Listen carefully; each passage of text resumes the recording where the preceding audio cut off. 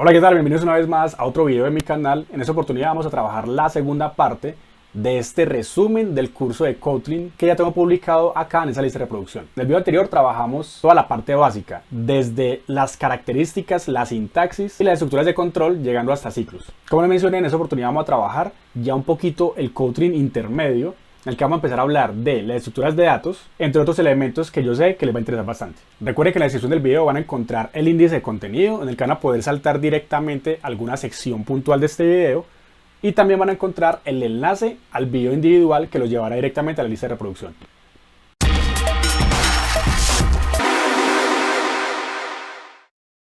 Los arrays básicamente son esos arreglos que hemos venido trabajando en otros lenguajes de programación, o para los que apenas están empezando con Kotlin, deben saber que un array es una estructura que nos va a permitir almacenar diferentes datos de un mismo tipo. ¿Listo? Entonces yo puedo tener una estructura que puede ser relacionada como un cajón en el que en diferentes posiciones almaceno valores. Esos valores pueden ser datos numéricos, pueden ser datos de texto, pueden ser objetos, o también puede ser combinado dependiendo pues de nuestra necesidad. Como les digo, vamos a empezar con los arrays, luego vamos a trabajar con las listas, después trabajaremos con mapas, antes de darle paso al trabajo con objetos. Bueno, entonces como les mencioné, un array es una estructura que nos va a permitir almacenar datos en diferentes posiciones. A estas posiciones se les conoce como índices, y esos índices van a ir desde 0 hasta el tamaño -1. ¿Listo? El tamaño corresponde al tamaño del array con el que vamos a trabajar. Por ejemplo, el contenido del array X es este de acá. ¿Sí? Dentro del array X tenemos los datos 3, 6, 8, 10 y 2. Vemos entonces que ese array tiene 5 elementos, por lo tanto identificamos que el tipo de dato que puede contener ese array es de tipo entero. ¿Sí? Así a primera vista se puede decir que es de tipo entero porque los datos almacenados son enteros. Si acá estuviera, por ejemplo, nombres, el que tuviéramos, por ejemplo, comillas, podríamos decir que es de tipo string. ¿Listo? Si todos son string. Pero en este caso estamos definiendo que son de tipo entero. Y el tamaño corresponde a la cantidad de elementos que tenga por dentro. En este caso son 5 elementos, por lo tanto el tamaño es 5. Y de esta forma podemos decir que los índices van de 0 hasta el tamaño -1, que sería del 0 hasta el 4, siendo el tamaño 5 menos 1 igual a 4. Por lo tanto, esa es la estructura que tenemos en este array. Y acá vemos entonces que para el índice 0 el valor es 3. Y efectivamente aquí sería 3. Para el índice 1 o la posición 1 el valor es 6. Para posición 2 valor es 8. Para posición o índice 3 valor 10. Y para posición o índice 4 el valor es 2. Y entonces nosotros vamos a poder trabajar con arreglos de cualquier tamaño en el que va a aplicar el mismo principio. Sí, si el tamaño es 3, entonces el índice máximo va a ser 2. Iría de 0 a 2. Si el tamaño es 10, entonces iría de 0 a 9. ¿Listo? Ahora, en Kotlin vamos a poder trabajar arreglos de dos formas principales. Una es haciendo uso del constructor array y la otra es haciendo uso de la función array_of. Entonces, vamos a empezar con array_of. Entonces sería básicamente lo siguiente. Aquí podremos inicializar arreglos de forma implícita. Es decir, yo puedo decir var arreglo, le puedo indicar acá que sea de tipo de dato string para decirle que va a almacenar elementos de tipo cadena. ¿Listo? Y vamos a decirle igual array_of y adentro inicializaremos por defecto los elementos. Entonces yo le puedo decir acá que guarde Pepe, que guarde Juan y que guarde Carlos. ¿Listo? De entrada entonces ya identificamos que ese es un arreglo de tamaño 3 que tiene los 3 elementos Pepe, Juan y Carlos. Vemos que podemos indicar el tipo de dato con el que vamos a trabajar o los datos que vamos a almacenar. ¿Listo? También podríamos quitar esto de acá para tener nuestro arreglo definido en el que Kotlin ya identifica que hay una inferencia de tipos. ¿Por qué? Porque le estamos asignando datos de tipo string. Para verificar el tamaño puedo hacer lo siguiente. Puedo imprimir, digamos un println y poner el nombre del arreglo .size, tal como se ha trabajado en otros lenguajes como Java, y esto nos va a indicar el tamaño. Entonces yo pongo a correr esto y acá efectivamente me está diciendo que el tamaño es 3. Para ahora imprimir el contenido de nuestro arreglo, podemos hacer uso del índice. ¿Sí? Como sabemos que el tamaño es 3, entonces los índices van del 0 hasta el tamaño -1, o sea, del 0 al 2. Aquí iría 0, 1, 2. Y lo podemos imprimir de forma tradicional. Entonces voy a poner aquí simplemente esto. Voy a indicar el tamaño es y voy a imprimir con otro println de la forma tradicional como se haría en Java. Digamos en la posición 2, entonces el valor es y concatenemos el nombre del arreglo, que en mi caso se llama arreglo, y digamos la posición 2. ¿Listo? Aquí en esto de acá estamos poniendo básicamente el nombre del arreglo. Si ustedes le ponen aquí nombres, lista nombres, arreglo en nombres o como quieran, entonces eso mismo iría acá. Si yo imprimo entonces esto, veamos que dice el tamaño es 3 y en la posición 2 es Carlos. Y efectivamente 0, 1, 2 nos indica que es Carlos. ¿Listo? Entonces yo puedo hacer lo mismo para cada una de las posiciones. Digamos que esta es la posición 0, 1 y 2, que sería 0, 1 y 2. Y si yo lo lanzo, vemos que tendríamos los diferentes elementos. Mucho cuidado, por ejemplo, con esto. Si yo imprimo acá, digamos la posición 3, entonces al lanzarlo va a imprimir hasta Carlos, y acá me va a decir que hay un error, hay un array index of bound exception, indicando que nos pasamos del rango. ¿Listo? Si el tamaño es 3, aquí le estamos indicando como si el tamaño fuera 4. Por lo tanto, él no va a reconocer esa posición. Y acá no está imprimiendo este 2 porque nosotros no actualizamos esto. Aquí sería la posición 0, 1 y 2. ¿Listo? Y la posición 3, pues nuevamente les explico, no podría imprimirla porque esa posición no existe. Bien, entonces ya saben que eso no se puede hacer porque no estamos saliendo del rango del arreglo. Otra forma de imprimirlo, si no queremos hacerlo de esta manera, sería diciendo arreglo.gets y le ponemos la posición. Entonces acá sería lo mismo para todos, que eso sería algo pues diferente. En Java no lo podemos hacer así, pero en Kotlin sí nos permite. Y acá ponemos 0, 1, 2, lo lanzamos y vemos que funciona igual. Y si yo le quisiera poner a esto un índice inexistente, pues ya sabemos entonces que va a aparecer el mismo error. Dice array index of bound exception 5. Precisamente por esto de acá. Y miren que nos está marcando la línea 13. Ahora, si queremos imprimirlo usando el for, como lo hemos trabajado también con anterioridad, podemos hacer lo mismo. Voy a borrar todo esto. Y en el video anterior expliqué el uso del for, donde yo podía ponerle acá un i in, el nombre del arreglo. Y vamos a hacer la forma básica en la que voy a imprimir el valor de i. ¿Listo? Entonces si yo lanzo esto, veamos si ya tenemos Pepe, Juan y Carlos. Bien, si yo agrego un nuevo elemento, ya sabemos que estaríamos agregando un valor adicional, por lo tanto el tamaño ya sería de 4 y la lógica es la misma. Ahora, si queremos trabajar con datos numéricos, podemos definir el tipo de dato de forma explícita, también como lo hicimos hace un momento. Entonces yo puedo decirle acá array que sea de tipo int y acá yo le indico array of y obviamente esto tiene que cambiar. Aquí ya no podemos poner de tipo cadena o texto, sino que debemos poner los valores numéricos. Y si yo lanzo esto, vemos que puedo trabajar normalmente con tamaños de tipo entero. ¿Listo? Si yo me equivoco acá, pongo algo diferente, pues ya vamos a ver que nos tira un error porque la inferencia de tipos falló. Entonces también es algo que debemos tener en cuenta cuando definimos el tipo de dato de nuestro arreglo. Si nosotros no definimos el tipo de dato acá, entonces también podríamos trabajar sin problema, ya que por la inferencia de tipos se le identifica que son datos numéricos. Otra variante sería indicando acá el tipo de dato. Entonces yo podría poner aquí que el tipo a trabajar es int. Y si yo lo lanzo, vemos que funciona exactamente igual. Y esto aplica para los diferentes tipos de datos. Entonces yo aquí podría ponerle, por ejemplo, un double. Miren que es en mayúscula porque estamos trabajando directamente con la clase wrapper. Pero si yo lo dejo así tal cual, me va a salir un error porque él está identificando que eso es un entero y yo estoy esperando un tipo double. Entonces tendría que ponerle acá el punto decimal para que lo pudiera reconocer. ¿Listo? Entonces cuando yo ejecuto esto, vemos que ya funciona sin problema. Y de la misma manera funcionaría entonces para el string. Entonces yo le pongo aquí el string y acá le pongo los diferentes nombres. Pepe, Juan, María. Él también lo va a reconocer sin ningún inconveniente porque este tipo de datos es string. Esto es bueno y es importante y útil ponerlo, indicarle al sistema que vamos a trabajar con esos tipos de datos cuando queremos garantizar siempre que el contenido corresponda al valor que yo quiero almacenar. ¿Sí? Si queremos garantizar que la información almacenada es de este tipo que estamos definiendo. Ya que si en este momento asignamos un valor diferente a string, entonces el sistema nos va a arrojar un error. ¿Sí? Entonces yo le pongo por ejemplo acá un 4 y si yo lo lanzo, entonces miren que sale el error.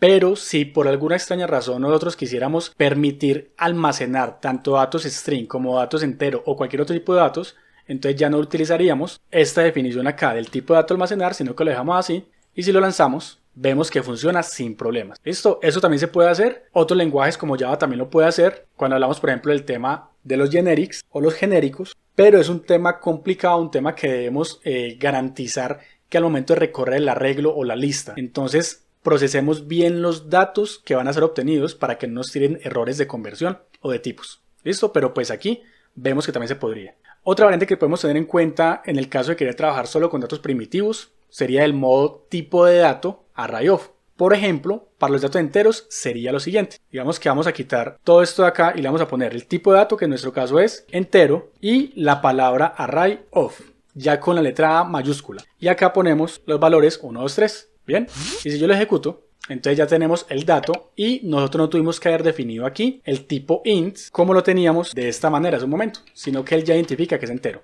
Si quisiéramos que fuera por ejemplo double, entonces ya le ponemos double y aquí sabemos también que debemos agregarle los decimales porque si no, no lo reconoce. Entonces sería igual 1.0, no sé, 2.5 3.4 y él ya lo va a reconocer. Y esto mismo aplica para los byte, para los long, para los boolean, para los char y para esos tipos de datos primitivos que maneja pues el lenguaje. Esto es para los datos, digamos que implícitos, cuando vamos a hacer declaraciones implícitas en las que ya estamos quemando los valores con los que va a iniciar nuestro arreglo. Pero para ya empezar a trabajar con datos explícitos, datos que nosotros le ingresemos o que se van a cambiar, podemos hacer uso del constructor array.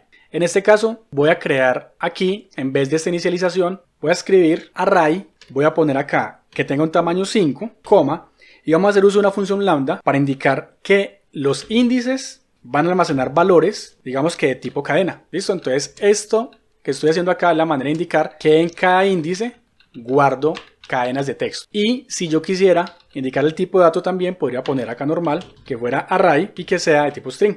Si yo ejecuto esto, pues no me va a mostrar nada todavía porque no tengo almacenado ningún elemento. Pero si pongo, por ejemplo, aquí, no sé, la palabra hola y lo ejecuto, por defecto, él ya me va a llenar ese array con 5 elementos hola, que es el texto que estoy indicando acá.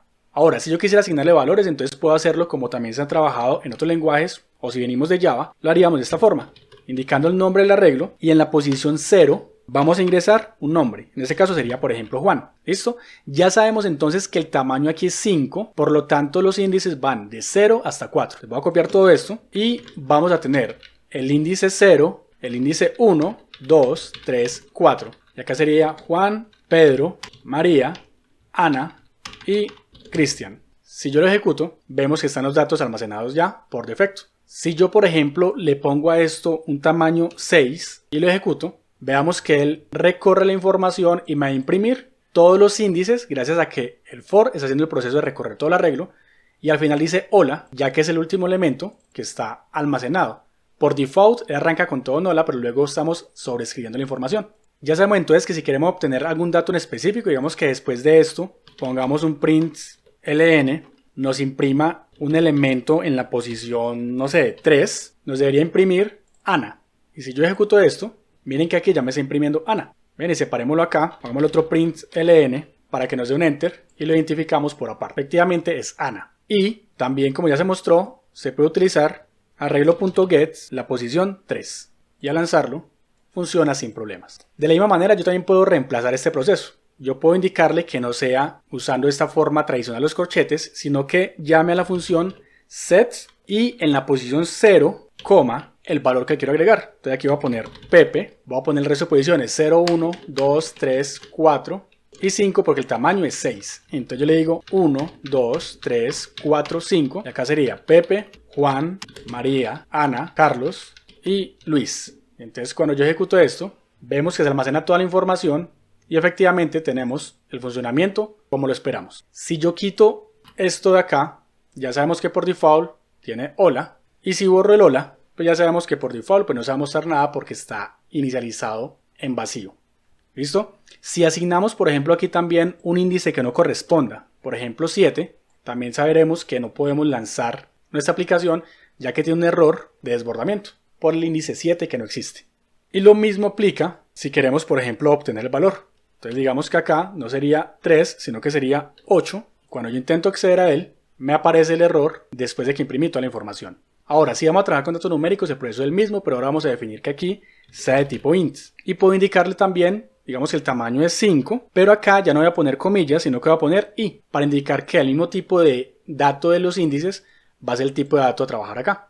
Si yo lo ejecuto de esta manera, pues va a ser el error porque esos datos no corresponden al tipo de dato que estamos manejando los índices, que sería un dato entero. Por lo tanto, aquí tengo que cambiarlo. Sería, por ejemplo, 1, 2, puede ser un 4, 8 y pongamos acá un 12. Si yo lanzo esto, vemos que ya se muestra normal y no está saliendo ese error por el get que estamos obteniendo. Vamos a borrarlo y vemos que funciona sin problemas. De igual forma, sabemos que también podemos quitar esta declaración inicial, ya que gracias al lambda que tenemos acá, por default, él identifica que se van a guardar datos de tipo entero. Ahora, de igual forma, también podríamos utilizar una variante para no tener que depender del tipo de dato que le definamos acá o del tipo de dato que tengamos acá, sino que yo puedo utilizar el int array para indicar que esto solamente va a almacenar datos de tipo entero. Y ya no tengo necesidad de utilizar este lambda acá. Yo puedo borrar esto y aquí ya estaría diciendo que tengo un array de tamaño 5. Si yo quito esta inicialización y ejecuto el sistema, por defecto ya tengo el array con el valor por default de los enteros, que sería 0. Y el llenado pues sería también igual a como lo teníamos ahorita. De la misma forma podemos trabajar con él, pero ya con datos numéricos. Entonces veamos que tenemos acá los elementos almacenados. Regresemos acá. Si yo no quisiera, digamos, llenar los datos de esta manera en el que por defecto está en ceros, podría ponerle aquí al lado de la declaración con llaves y le pongo por ejemplo un 2. Entonces por default ese arreglo va a ser inicializado con 2. O como lo acabo de hacer, poniendo los elementos predefinidos. Esto mismo también se puede hacer con los otros tipos de datos. Por ejemplo, aquí ya no quiero un int, sino que quiero que sea un double, tamaño 5. Si lo lanzo, pues sale error, entonces tendría que ponerle acá el punto decimal. Y si yo lo lanzo, pues veamos que funciona sin problemas. Bien, entonces con eso ya vemos cómo podemos trabajar con los diferentes arreglos y los diferentes tipos de datos aquí en Kotlin. Esta es la continuación del video anterior en el que trabajamos con los arreglos. Van a ver que hay una pequeña diferencia en la forma de crearlos, ya que no tenemos que darle un tamaño fijo, sino que vamos a poder trabajar de forma dinámica. Aunque también es muy parecido el comportamiento. Listo, entonces les vamos a mostrar en detalle cómo trabajar con ellos. Como lo mencioné, en Kotlin se manejan dos categorías principales en el uso de listas. Tenemos los tipos mutables y los tipos inmutables. Para los tipos inmutables son esas listas o esos elementos que no van a cambiar, ¿sí? Que no pueden mutar o modificar su contenido. Aquí vamos a encontrar los de tipo list_of y set_of. Bien, que ya vamos a trabajar.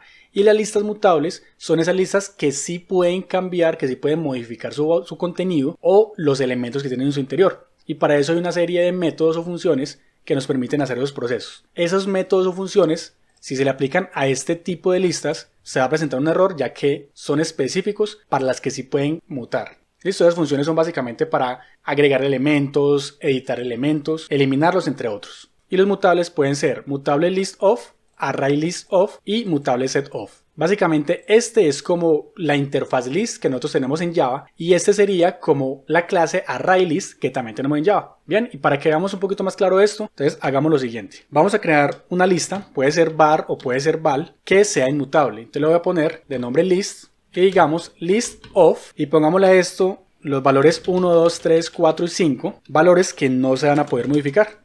¿Listo? Si yo imprimo esta lista, voy a ponerle print ln y escribo list, a diferencia de los arrays del video anterior, yo puedo imprimir todo el contenido directamente. Sin embargo, yo también podría crear acá un for y con la misma estructura que ya hemos trabajado, puedo recorrer los diferentes elementos de esa lista mediante su índice.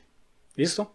Entonces yo lo ejecuto, vemos que también tengo los valores así uno a uno. Pero en este caso, pues yo solamente voy a trabajar con este porque lo que vamos a hacer es verificar el proceso o la estructura de esas listas como tal. Entonces aquí ya está funcionando sin problemas. Como les indico que no se puede modificar, entonces si yo quiero agregar un nuevo elemento, por ejemplo list.add, así como se manejan las listas normalmente, y yo le digo que agregue un elemento 6 y lo ejecuto, me sale un error porque él no identifica la función add. Si por el contrario entonces yo cambio esto para que sea una lista mutable, entonces yo le pondré la palabra mutable list y de esa manera, cuando yo lo ejecuto, vemos que ya puede agregar el elemento 6 y esto me va a permitir agregar cualquier cantidad de elementos y ahí ya hay una diferencia entre esas dos categorías. Listo, las listas inmutables me van a permitir trabajar con elementos predefinidos que yo no vaya a modificar y que necesito garantizar que no se van a modificar nunca, mientras que las listas mutables ya serían esos tipos de listas que yo sí voy a usar recurrentemente. Por ejemplo, cuando traigo elementos de una base de datos y necesito que se almacene una estructura de datos como las listas. Entonces, esta es la diferencia entre ellas dos. ¿Listo? En este caso, sí se puede modificar. No es necesario tampoco ponerle aquí el tipo de dato, ya que por la diferencia de tipos, sabemos que acá está trabajando con datos numéricos. Si yo le pongo, por ejemplo, acá el dato decimal, él identifica que está trabajando con datos también numéricos, pero decimales. Anteriormente estábamos con datos numéricos enteros. ¿Listo? Si yo le ejecuto, me sale error porque acá también tendría que agregarle el punto flotante para que lo reconozca sin inconveniente. Y vemos que es una lista dinámica porque está creciendo y no tuvimos que definir en ningún momento el tamaño de esa lista. Ahora, si quisiéramos trabajar con datos de tipo string, entonces igual, yo aquí puedo agregarle, digamos, Pepe, Juan y María, y si le doy imprimir a esta lista por acá y luego agrego otros elementos, como por ejemplo Carlos, voy a borrar todo esto de aquí y luego imprimo nuevamente la lista, vamos a ver en las dos impresiones que la lista original es esta, Pepe, Juan, María, y la lista ya modificada sería Pepe, Juan, María y Carlos, que sería el valor que agrega acá. La clave para trabajar con estas listas es conocer las diferentes funciones que el lenguaje nos provee. Y de la misma manera como en Java tenemos las funciones de add, de remove, de set y de get, en Kotlin también la manejamos. Listo, por ejemplo, yo podría decir aquí list.remove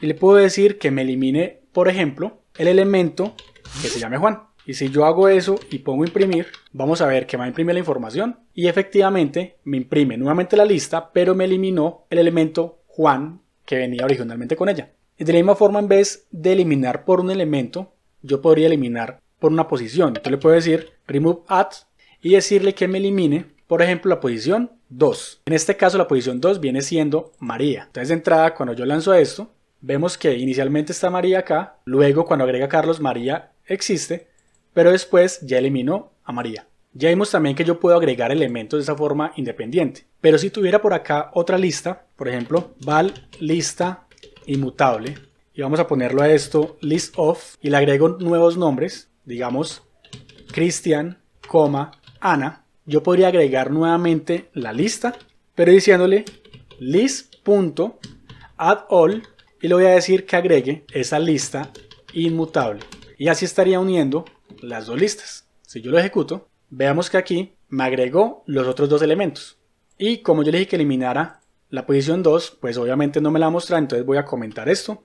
Voy a comentar esto y si yo lo ejecuto, vemos que ya tenemos la lista original, el elemento agregado en la línea 11 y la siguiente lista agregada. Otra de las funciones que podemos utilizar sería, por ejemplo, si yo quiero consultar algún elemento en específico. Si lo hacemos como se trabajaba o como lo mostré en el video sobre arrays, podríamos simplemente decir lo siguiente. Podemos decir list en la posición, digamos 3, para que eso me imprima el elemento que está ahí. Entonces yo voy a poner acá, digamos, elemento en la posición 3 igual, y esto me imprimiría a Carlos, porque efectivamente Carlos está en la posición 0, 1, 2 y 3. Pero también puedo hacer uso de las funciones, entonces en vez de decir acá con los corchetes, podría poner .get3 para que me imprima igual la información.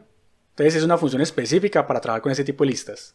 Si yo quisiera saber, por ejemplo, el tamaño de la lista, podría escribir println y le diría list.count y con el llamado de esa función podría indicar acá el tamaño. Entonces le voy a decir, digamos, tamaño, y eso lo que va a hacer es contarme la cantidad de elementos que tengo por dentro.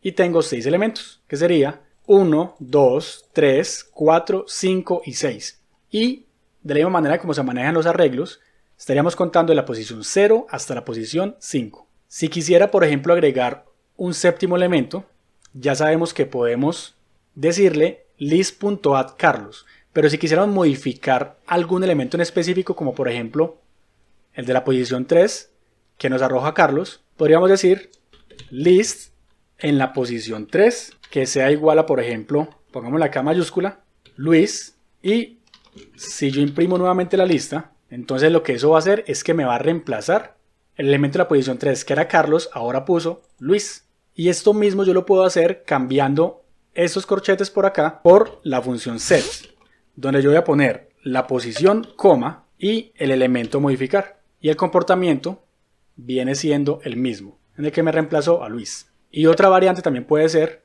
con la palabra add, que lo que va a hacer es agregar este elemento, pero lo agrega en esta posición. Entonces si yo ejecuto esto, veamos que ahora él no me reemplaza el valor de Carlos, sino que agrega Luis antes de Carlos. Y por lo tanto ya el tamaño de la lista es mayor. Si yo le pongo esto y lo imprimo por acá abajo, vamos a ver que el tamaño de la lista ya cambió. Y ahora tenemos un tamaño de 7 posiciones. Listo, entonces como les dije, podemos tener una cantidad de funciones. Si yo quiero, por ejemplo, también encontrar, digamos, el primer elemento de la lista, entonces voy a decirle, por ejemplo, list.first, y eso me va a arrojar el primer elemento. Entonces yo le voy a poner acá esto, digamos, primer elemento. Si quisiera saber cuál es el último elemento, entonces sería lo mismo, pero entonces aquí ya sería la función last, y acá sería último elemento. Y si yo lanzo esto, vamos a ver el resultado, y efectivamente el primer elemento es Pepe, y el último elemento viene siendo Ana. Si quisiera, por ejemplo, ya limpiar toda esta lista, digamos que es muy común que nosotros a veces queramos remover todos los elementos, vamos a decir list.clear, y al llamar a esa función pues ya va a eliminar absolutamente todo. Entonces yo voy a poner acá que imprima la lista y que luego me imprima el tamaño, para que veamos que efectivamente me eliminó absolutamente todo. Si yo ejecuto esto, vemos que ya la lista estaría vacía, porque aquí la eliminé, luego la imprimí y el tamaño efectivamente es 0. O sea que todos los elementos que yo haya guardado fueron eliminados. Para los que ya han trabajado con Java, como lo mencioné al principio, básicamente podemos decir que estas listas mutables y las inmutables son como si fueran las interfaces list. Por lo tanto, también está el equivalente a la clase ArrayList, que básicamente es un hijo de esas interfaces. En Kotlin, como lo mencioné, los ArrayList son listas mutables por defecto y podemos trabajarlo con la declaración ArrayListOf. ¿Sí? Entonces, si nosotros reemplazamos esto, ya tendríamos el trabajo normal. No tenemos que indicar nuevamente algo diferente, sino que estamos trabajando por defecto con la función ArrayList y estamos trabajando con una lista mutable. Y vemos que funciona exactamente igual. O sea que puede ser tanto esta como la forma de mutable listOf. Y como lo mencioné, la idea es que ustedes puedan explorar las diferentes funciones de utilidad que trae el trabajo pues con las estructuras de datos. Por ejemplo, algo muy útil es poder ordenar listas. Si yo tengo unos números desordenados, podría ordenarlos automáticamente mediante el llamado a una función que me provee el lenguaje. La función sería la función shorts y puedo ordenarla de forma ascendente o de forma descendente. Si yo no utilizara esa función, pues tendría que hacer, digamos, que una función o tendría que ser un for que se encargue de recorrerla y mediante lógica de programación empezar a comparar valores y ordenar nuestros elementos. Pero ahora eso ya está implícito, entonces voy a borrar todo esto y veamos un ejemplo. Vamos a hacerlo directamente con un var list y digamos que eso va a ser un array listOf y voy a agregar valores aleatorios, digamos 5, 6, 1, 90, 2, 7, 5, 12, digamos 3 y pongamos aquí en 14. Si yo imprimo esta lista, le digo por ejemplo que me imprima el list, la ejecutamos acá, vamos a ver que se me imprime la información, pero obviamente está en desorden, ¿sí? En el orden que yo le agregué por defecto. Pero si yo luego utilizo la función list.sorts y luego imprimo nuevamente la lista, eso ya me lo ordenaría en el orden ascendente, sin yo tener que hacer un for y hacer toda esa lógica de programación. Y si quisiera, por ejemplo, ordenarlo de forma descendente, entonces voy a reemplazar este sorts y voy a ponerle sorts descending y luego lo imprimo nuevamente. Entonces esto ya me imprimiría la información de mayor a menor. ¿Listo? Entonces vean que es algo supremamente útil y nos va a ahorrar demasiado tiempo si conocemos bien las funciones que esas estructuras de datos nos brindan. ¿Listo? Ahora, por último, vamos a trabajar las listas que serían esas que no permiten valores repetidos. Entonces las primeras serían las setOf, que son listas inmutables. Si yo le pongo por ejemplo 1, 2, 3, 4, pongo nuevamente el 4, 5, 6, 5, 8 y yo imprimo la lista. Cuando la imprima acá me va a mostrar la información según los valores ingresados, pero sin repetir el número 4 ni el número 5. ¿Listo? Y esta es inmutable porque pues yo no puedo hacer ninguna modificación. Si quisiera hacer algún tipo de modificación, pues sería igual cambiar acá y agregarle mutable sets y puedo agregar list.add, por ejemplo, el valor 9. Y si yo le agrego otro valor, digamos 21, y luego le agrego el valor 9, cuando yo ejecute, vemos que me agregó solamente una vez el valor de 9, pero sí me agregó el otro elemento 21. Entonces miren que esta por defecto no me permite valores repetidos. Y ya sería una alternativa dependiendo de sus necesidades. Vamos a ver que esos maps o diccionarios en Kotlin son como el equivalente a los maps en Java. Recuerden que ya antes hemos trabajado con lo que es el hashmap, con el hashtable. Por acá les voy a dejar unos videos donde lo trabajamos, pero explicado con ese lenguaje Java. Sin embargo, esas mismas estructuras son muy similares a lo que son los diccionarios en Kotlin. Y esos consisten en una estructura mediante una clave y un valor. De esa manera yo ya no tengo necesidad de acceder mediante un índice, sino que voy a acceder mediante un código. Yo puedo crear un mapa donde el código sea 1, 2, 3 y el valor almacenado sea otro número o sea un dato string, teniendo esa clave como único identificador del valor almacenado en ese mapa. Listo, entonces veamos cómo funciona directamente en el lenguaje. Igual que en las otras colecciones que ya hemos trabajado en los videos anteriores, vamos a tener aquí la alternativa de trabajar con mapas mutables o mapas inmutables. Recordemos que si son inmutables quiere decir que no pueden cambiar su valor. Entonces, para crear un mapa inmutable lo que vamos a hacer es lo siguiente. Vamos a definir aquí, pues simplemente con var o con val, digamos que no nos afecte en este momento. Vamos a poner mapa de números. Vamos a poner aquí la palabra mapof, donde vamos a indicar cuál va a ser la clave y cuál va a ser el valor que va a estar almacenado en esa colección. Entonces para la clave yo voy a poner por ejemplo aquí código 1 y le voy a decir que ese código 1 tenga el valor de 1. ¿Listo? Y si quiero agregar más elementos, entonces le pongo coma y le pondré código 2 y le diré que tenga el valor de 2. Y lo mismo para la cantidad de códigos que queramos poner. Entonces acá vamos a hacer código 3 y vamos a poner un último código que sea código 4. Le voy a poner que tenga almacenado el 4. Ya con esto estamos teniendo la construcción de nuestro mapa de números. Entonces miremos que ya no es una lista como tal en la que estamos guardando elementos con un índice del 0 hasta el tamaño -1, sino que tenemos elementos donde cada código corresponden a las claves y los números corresponden a los valores almacenados. De esa manera, si queremos imprimir todo el mapa, entonces yo puedo poner aquí normalmente un println y voy a poner acá que el mapa, le pondré 2 puntos y lo imprimimos normalmente como ya sabemos que se puede hacer en Kotlin, y voy a escribir aquí mapa de números. Listo, ejecutemos esto y aquí nos sale este error porque acá nos faltó la coma, y si lo ejecutamos nuevamente ya vemos que tenemos acá nuestro mapa donde el código 1 corresponde a 1, código 2 a 2 y así sucesivamente. De esa manera tenemos una colección en la que la clave es una clave de tipo string y el valor es un dato numérico. Si quisiéramos también podríamos hacer esto, podemos poner acá que sea al contrario, donde la clave sea un dato numérico y el valor también puede ser un número o puede ser también un string. Entonces en este caso yo puedo poner acá, para 1 va a ser Cristian, para 2 va a ser Andrés, para 3 va a ser Ana y para 4 sería Pedro. Y obviamente cambiar sus respectivas claves. Entonces ya nuestro mapa sería un mapa con clave entero y valor string. Si yo ejecuto esto, vemos que tenemos el mismo comportamiento. Esto ya depende básicamente de ustedes. Vamos a dejarlo como estaba. Y vamos a trabajar con las claves string y los valores enteros. ¿Listo? En caso de que queramos imprimir por aparte los códigos, solamente queremos saber cuáles son las claves almacenadas. Y también por aparte queremos saber cuáles son los valores, entonces también podemos hacer lo mismo. Podemos decir que imprima mapa en números, pero entonces acá vamos a ponerle que imprima las llaves. Entonces con estas llaves vamos a poner .key y esto corresponde a las claves. Y acá vamos a imprimir los valores. Entonces sería el mismo esquema, pero aquí va a ser .values y cerramos. Cuando ejecutamos, vemos que aquí tenemos las claves por aparte y los valores por aparte. Si quisiéramos ahora agregar un nuevo elemento, podríamos hacerlo de la siguiente manera. Vamos a decirle mapa de números y dentro de corchetes vamos a poner el código que queremos agregar. En este caso vamos a poner código 5 y le voy a decir que sea igual a el número 5. Pero recordemos que estamos trabajando con un mapa que es inmutable. Si yo ejecuto esto, veamos que no podemos hacerlo. Listo, nos indica que esto no se puede hacer y nos arroja el error.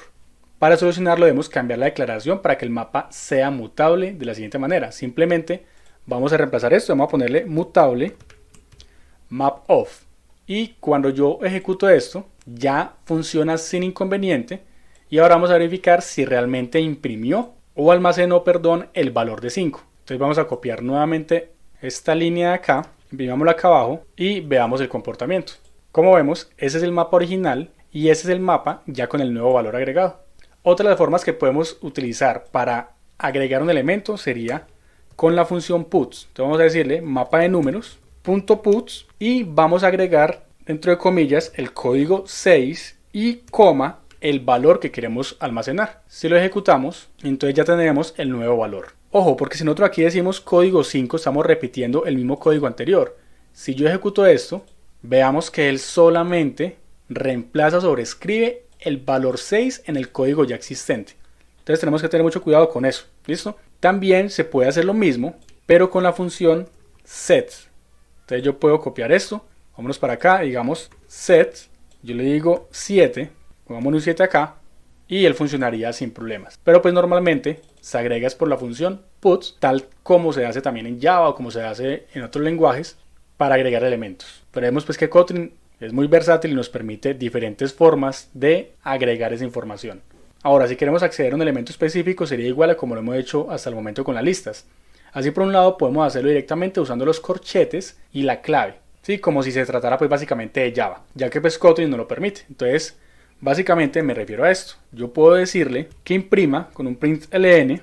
Voy a decirle aquí, para la clave código 2, el valor es dos puntos y le voy a concatenar nuestro mapa de números. Le vamos a agregar acá los corchetes, la clave que es código 2. Si yo ejecuto esto, entonces vemos que él imprime que para la clave código 2 el valor es 2. Y efectivamente código 2 representa ese número 2 que tenemos acá. Y lo hicimos de la forma en la que estamos acostumbrados a hacerlo en Java. También podríamos hacerlo utilizando la función get.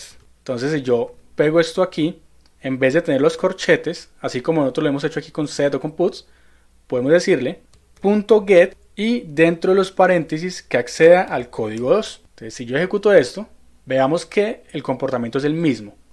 Pero este es un poquito más cercano a cómo trabajamos las estructuras de datos en Java, donde obtenemos mediante el método get el valor correspondiente. Pero si queremos hacerlo más ajustado a lo que es Kotlin, entonces sería de la siguiente manera. Vamos a pegar acá nuestro print y esto no iría por fuera concatenado, sino que lo podemos hacer dentro de nuestro string. Entonces sería pegarlo acá, pero dentro del signo de pesos, llaves y llave que cierra por acá. Y pues aquí vamos a poner lo que sea con el gets y cuando lo ejecutamos, obviamente va a tener el mismo comportamiento. Ahora, en caso de que queramos eliminar algún elemento dentro del mapa, también vamos a poder usar la función remove con la que trabajamos en videos anteriores.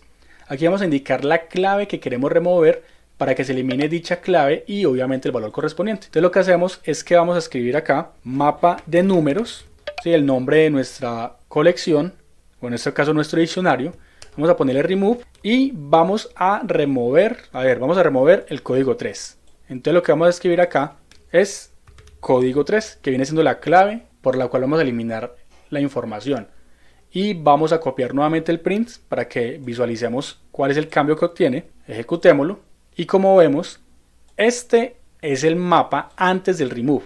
Y este ya es el de la línea 22 que estamos imprimiendo después del remove, en el que efectivamente ya nos acaba de eliminar el código 3. Si quisiéramos, por ejemplo, imprimir ese código, vamos a copiar esta línea, ya verificaríamos entonces que el código 3 no existe. Entonces acá voy a ponerle el código 3 y si lo imprimimos, vemos que nos arroja un null. ¿Por qué? Porque efectivamente ese código no existe dentro de nuestro mapa. Ahora, para evitar que nos arroje ese null, porque pues efectivamente no hay nada, vamos a hacer una validación previa. Entonces vamos a usar un if y podemos preguntar directamente si ese código 3, que en un proceso pues de lógica, un algoritmo, pues no sería necesariamente el dato así quemado, sino una variable que valide si ese código está en nuestro mapa de números. Y dependiendo de eso podemos poner acá un println donde digamos que para la clave, y vamos a poner aquí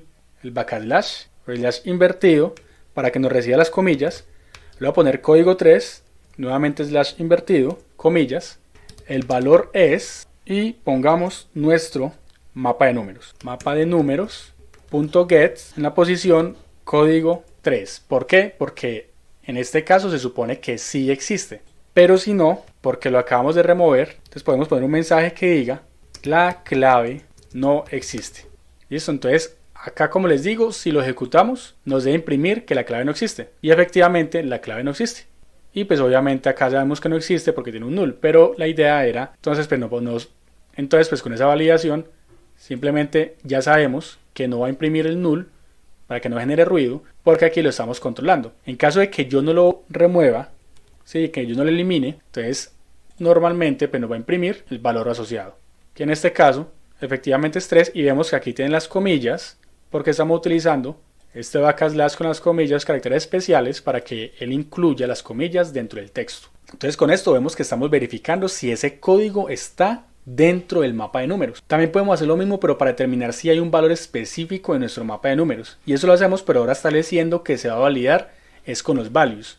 Entonces yo puedo copiar esto mismo de acá y puedo hacer lo mismo, pero entonces ya no voy a validar la clave, sino que voy a poner alguno de los datos, digamos 1. Entonces voy a decirle, quiero saber si el 1 está en mapa de números, pero .values. Y ese .values me va a ayudar a determinar si hace parte de los valores. Entonces yo le voy a poner acá que efectivamente encuentra el valor 1. Y si no, pues simplemente vamos a decirle que no lo encuentra. Entonces vamos a ejecutar esto y acá efectivamente encuentra el valor 1. Si no fuera 1, sino que por ejemplo acá Era 10. Entonces cuando yo ejecuto esto, el resultado sería no encuentra el valor 1. Esto mismo también podemos hacerlo con la función contains_value, que es mucho más, digamos, que similar o acorde a como lo hemos trabajado en anterioridad y también con Java. Entonces vamos a copiar esto y vamos a pegar acá lo siguiente. En este if vamos a poner si este mapa de números, punto, vamos a ponerle contains value y digamos el valor 1. Listo, si lo ejecutamos, vamos a ver que acá dice que no encuentra el valor 1 porque efectivamente lo cambiamos a 10. Pero si yo le pongo acá, digamos el 10, en teoría ya debe funcionar. Y efectivamente encuentra el valor 10, que es esta validación que estamos haciendo en esta parte. ¿Listo? Todo esto que está acá lo estamos haciendo imprimiendo pues directamente los elementos. Voy a borrar esta parte de acá hasta aquí para que veamos que también podemos imprimir nuestros datos, pero no así de forma directa, sino mediante un ciclo, ya que en anterioridad vimos los ciclos también. Entonces podemos hacerlo normal como lo hemos trabajado, que sería mediante un for, y acá yo puedo poner la variable i o le puedo poner el elemento. Voy a decirle si el elemento está en el mapa de números y voy a imprimir normalmente en un println nuestro elemento. Si yo ejecuto esto, vamos a ver cuál es el resultado. Y vemos que efectivamente él imprime la información donde está la clave y el valor. Sí, eso es útil cuando queremos trabajar de forma independiente cada elemento, ya que también podemos elegir de forma independiente ese código o ese valor. Entonces, ¿cómo lo hacemos? Simplemente acá en el println vamos a poner aquí unas comillas, digamos acá el signo de pesos, llave que abra, le ponemos acá elemento.key y también podemos hacer lo mismo pero para el elemento.value, elemento.value, y cerramos las comillas. De esa manera pues va a imprimir el mismo resultado, pero lo imprimiría básicamente con el formato que le pusimos, que fue con este guión medio, y vemos que podemos capturar de forma independiente tanto las claves como los valores, dependiendo pues obviamente de nuestra necesidad. Y listo, básicamente es como lo general en el uso de los mapas, de las colecciones o de los diccionarios específicamente. Vemos que nos puede servir para tener un mayor control sobre nuestros datos, no estamos dependiendo del índice como tal, sino de la clave y el valor. Y obviamente pues la invitación a que ustedes profundicen un poquito más,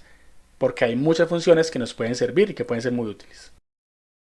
En las tarjetas voy a dejar los enlaces a unos videos sobre métodos en Java que sería bueno que miraran, ya que explica el concepto y creo que lo hago de una forma muy detallada. Son dos videos en el que el primero se explica básicamente la estructura y los tipos de métodos que podemos encontrar, y el segundo ya es una aplicación específica en el lenguaje Java. Pero creo que vale la pena que lo revisen si es la primera vez que van a enfrentar a eso, como para que tengan un contexto general. Pero como lo mencioné al inicio, las funciones van a corresponder a esos bloques de código que agrupan instrucciones o funcionalidades específicas. ¿Sí? Normalmente esas pueden recibir o pueden no recibir parámetros, así como también pueden devolver una respuesta. Esto es de forma opcional. Y esos bloques de código básicamente son independientes y se ejecutan cada vez que llamamos o invocamos a la función como tal. En todos los videos anteriores hemos trabajado con una función por defecto, que es la función main y se llama cuando el sistema va a iniciar, que básicamente es esta donde tenemos nuestro código. Entonces venga, yo borro esto y esta es la función main con la que siempre hemos trabajado. Aquí en nuestro editor pues básicamente ya está por defecto y es la primera función que se ejecuta. Es el equivalente a ese public static void main de Java, donde la diferencia radica pues principalmente su sintaxis. En Java tendríamos algo así, para los que vienen pues obviamente de Java. Tenemos el public static void main y aquí tenemos un string, los argumentos y nuestro cuerpo. Entonces esto es en Java. Esto es en Kotlin.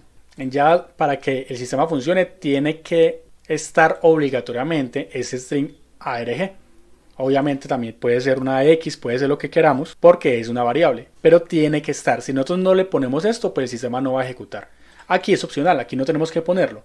Si queremos ponerlo o si se requiere, pues simplemente se pone los argumentos, donde le vamos a poner array y acá string. ¿Listo? Entonces básicamente este es el equivalente a este en Java. Como vemos, escribimos la palabra reservada fun, luego de un espacio ponemos el nombre de la función y después ponemos los parámetros dentro de los paréntesis en el que podemos agregar o no, pues si es necesario, y por último pues las llaves que corresponden a lo que es el cuerpo. Y dentro de las funciones pues ponemos el código que queramos ejecutar. En este caso voy a poner simplemente hola.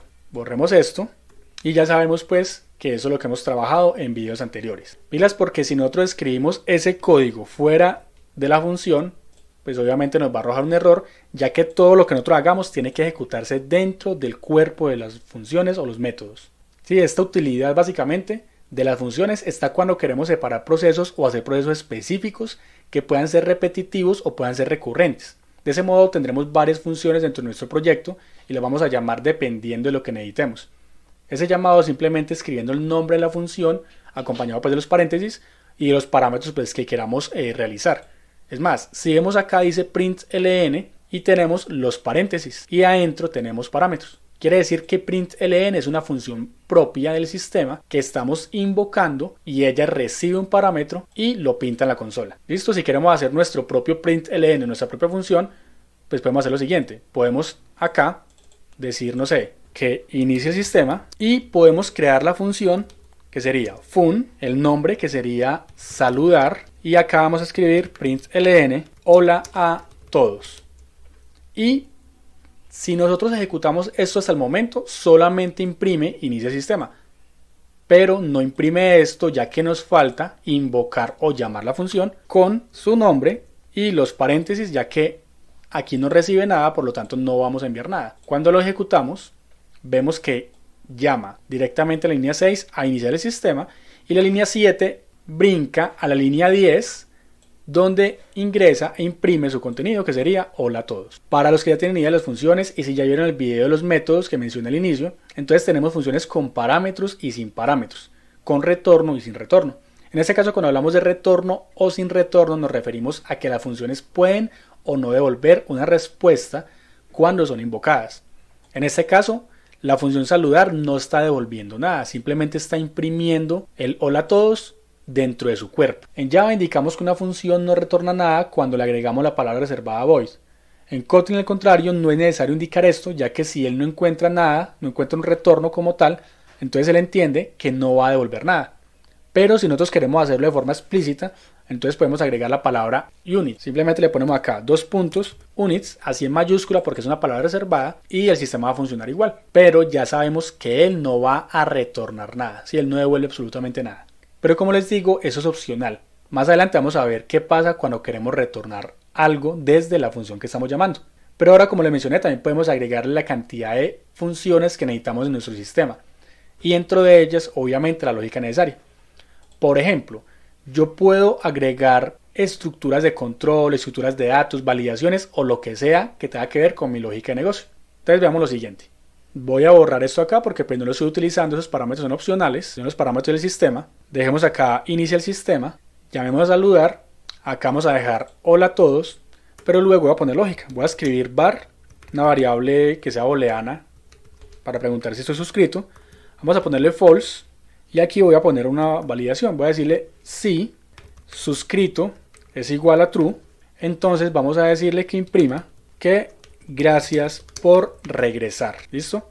Y si no, vamos a decirle que llame a otra función que se llame suscribirse. Si yo ejecuto esto así como está, pues me debe salir un error porque la función suscribirse no existe.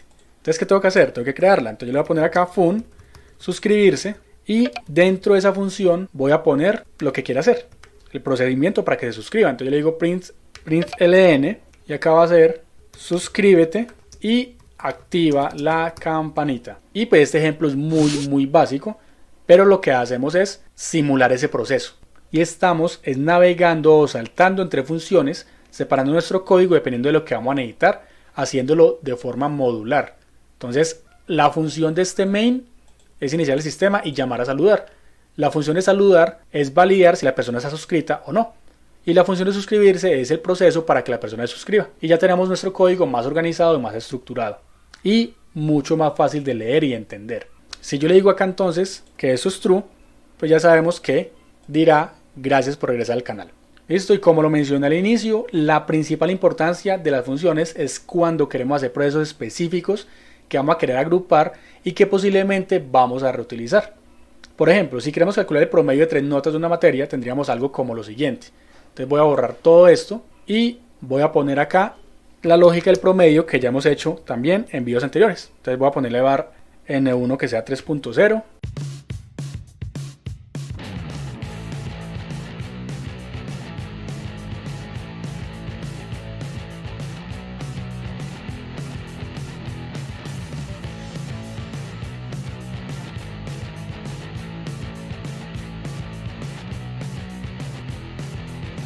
y ya tenemos nuestro algoritmo básico. ¿Sí? Tenemos tres variables, tenemos la operación de promedio y el print que va a imprimir en consola. Efectivamente dice que el promedio es 3. Hasta acá todo está bien, pero si queremos hacer lo mismo ahora, pero para que calcule el promedio de 3 materias, entonces tendríamos que hacer lo siguiente. Vamos a crear acá otra variable materia, que sea por ejemplo inglés, y acá vamos a poner el promedio de materia inglés es, y todo esto vamos a ponerlo acá. Entonces sería el mismo código repetido para la materia español y para la materia ética. Si yo lo ejecuto, pues obviamente me va a arrojar un error porque estoy declarando nuevamente las variables, pero en este caso yo simplemente las borro, y acá también. Pero lo que quiero que vean es que estamos duplicando el código y estamos no reutilizando, sino simplemente copiándolo, repitiéndolo de forma innecesaria, ya que hace exactamente lo mismo y lo único que va a cambiar es el contenido de las variables. Sí, acá están los mismos datos, pero pues ya cuando hacemos un ejercicio un poquito más cercano a la realidad, pues obviamente tenemos que tenerle ingreso de datos para las variables. Pero lo que voy es que mire que estamos repitiendo el mismo código para los tres casos. Y yo sé que en este punto muchos dirán que con un ciclo eso se puede evitar, pues tendríamos algo como esto. Yo puedo crear acá un ciclo, vamos a hacer un while, donde tenemos una variable i que arranque en 0, nuestra estructura while, donde i sea menor que 3, dentro del while tendremos el i++, y acá yo puedo poner entonces esto, poner todo este código aquí, y ya muchos dirán que se solucionó el problema. Y probémoslo, vamos a borrar esto de acá, y si yo lo ejecuto, efectivamente funciona igual. Obviamente solamente tenemos inglés porque, como les digo, esta variable pues tiene que cambiar ingresando los datos del usuario, pero el punto es que con el ciclo ya no repetimos el código y ese mismo código nos está sirviendo para los tres casos. Pero si más adelante yo quisiera repetir el proceso pero para dos materias más, no modificando ese ciclo, sino que en líneas de código más abajo de nuestro sistema, ¿qué tendríamos que hacer? Tendríamos que repetir nuevamente esto y pegarlo por fuera para que funcione, ya que ese es el código que realmente es el cálculo del promedio y pues no queremos repetirlo porque pues esa no es la idea. Ahí es donde entra la función de estos métodos o estas funciones evitando ese proceso. Entonces, ¿qué vamos a hacer? Vamos a crear por acá una nueva función que se llame calcular promedio y esa función por dentro va a tener todo este código. Entonces, vamos a quitar esto, peguémoslo acá y yo podría llamar a calcular promedio desde aquí y también podría llamarlo desde acá afuera. Voy a poner acá un print ln para que nos haga un salto de línea y ponerle llamado a calcular promedio. Si yo ejecuto esto, vemos que se comporta igual. Acá tenemos que está haciendo 3 llamados a esta función y acá está haciendo 2 llamados también a la función. Pero ya estamos centralizando ese proceso en un método por aparte o una función por aparte. Ahora, también podemos recibir datos o enviar datos con los cuales vamos a realizar operaciones. Estos reciben el nombre de parámetros y nos van a ayudar a que tengamos información diferente acá. ¿Cómo lo haremos? Pues vamos a poner aquí en cada llamado, cada invocación a la función, los datos que queremos almacenar. Entonces podemos ponerle aquí 4.0, aquí podemos ponerle 2.0, podemos poner también acá el nombre de la materia que sería inglés y esto mismo lo vamos a hacer en cada llamado. Entonces vamos a ponerlo aquí, pongámoslo aquí y vamos a cambiar esto. Aquí que sea un 3.5, 4.2, dejamos un 2.0, pongamos acá un 4.5, pongamos un 1. Aquí va a ser español y aquí va a ser ética. Y para indicarle a la función que va a recibir esos datos, pues debemos poner acá las variables que van a almacenar lo que estamos enviando. Entonces vamos a ponerle aquí n1, 2 puntos, el tipo de dato que almacena, coma, n2, 2 puntos, el tipo de dato que almacena, coma, n3, 2 puntos, el tipo de dato que almacena, coma, materia, 2 puntos, el tipo de dato que almacena. Entonces ya vemos que aquí estamos enviando 3 datos numéricos de tipo double, de tipo decimal, y un dato, un parámetro de texto que sería de tipo string, y simplemente acá estamos diciéndole cuáles van a ser las variables o el nombre de esos contenedores que van a guardar esa información. Y de esa manera pues ya no necesito tenerlos acá declarados. Y nuestra función se reduce a esto. Por lo tanto, cada que yo esté llamando a esa función, le estoy enviando datos diferentes. Ahora, si yo ejecuto esto, vemos que ya tiene un comportamiento diferente. Obviamente acá, como es el mismo dato, pues estamos llamando 3 veces para la materia inglés. Entonces yo voy a borrar esto y quedémonos solamente con este código de este llamado a la función. Listo, dejemos también acá, más bien, esto para que tengamos las 3 materias. Y ahí ya tenemos nuestro ejemplo inicial. Ahora, como ven, estoy quemando los datos acá. Pero yo también podría enviar datos mediante variables. Yo puedo crear acá una variable que sea var nombre, digamos que es para el estudiante Cristian, y enviarle acá un nuevo parámetro con la variable nombre. Y eso tendría que hacerlo para todos. Entonces lo voy a poner aquí, pongámoslo acá. Y como yo le estoy enviando a esto 1, 2, 3, 4, 5 parámetros, él tiene que recibir 5 parámetros o 5 datos. Entonces yo también tengo que ponerle el nombre de la variable, que puede ser nombre o puede ser estudiante. ¿Sí? No importa el nombre de la variable que usted ponga acá. Lo que importa es que esté referenciando a ese tipo de datos que estoy enviando. Así yo podría utilizar esa variable aquí en mi función. Entonces yo puedo decirle hola y voy a poner estudiante, el promedio de la materia es prom.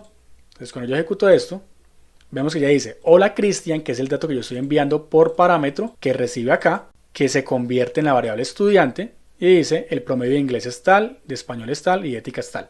Ojo, porque si ustedes ponen acá en vez de estudiante nombre, porque así fue declarado en la función main, y lo ejecutan, pues va a salir un error, porque dice que el parámetro estudiante nunca es usado y que tampoco encuentra la variable nombre. Eso se da por algo que llama el ámbito de la variable. Quiere decir que esta variable nombre tiene una vida solo dentro de la función main, mientras que esta variable estudiante tiene la vida dentro de la función calcular promedio. Como ese es un ámbito local, solo puedo verla dentro de esa función. Por lo tanto, no la puedo ver acá. Y aquí tendría que poner estudiante, que es su equivalente. Si yo lo ejecuto, miren que funciona. Ahora, si usted quiere dejarlo como nombre, pues tendría que haberle puesto también acá la variable nombre. Si yo lo ejecuto, funciona. Pero él ya reconoce que esta variable nombre no es esta, sino que esta variable nombre corresponde a esta de acá. Sí, eso se llama el ámbito de la variable. Entonces tenemos variables locales que solo tienen su vida dentro de la función, y también tendríamos las variables globales. Yo puedo poner acá una variable fuera de los métodos o fuera de las funciones, digamos var x igual a 10.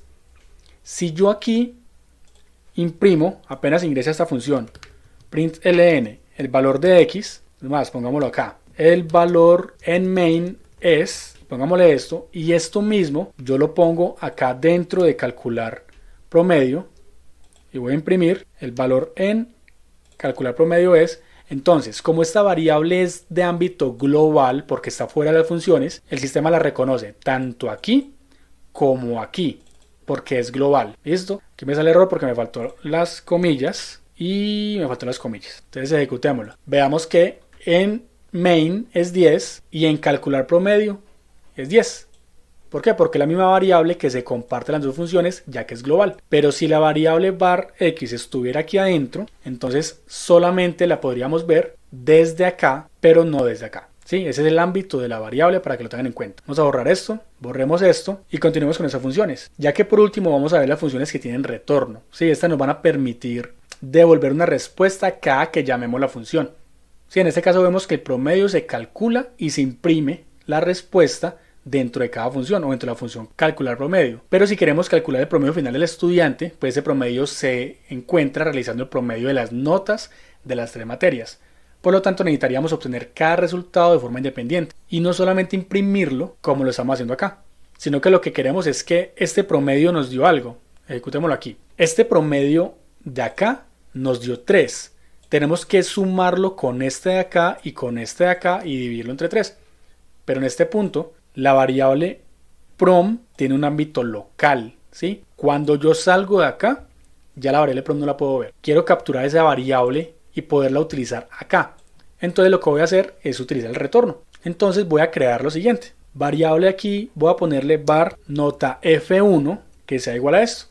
Lo que estoy diciendo de esta manera es indicándole al sistema que nota f1 va a guardar el dato que esto le devuelva. Y eso mismo tengo que hacerlo para las otras. Entonces vamos a tener nota F1, nota F2 y nota F3.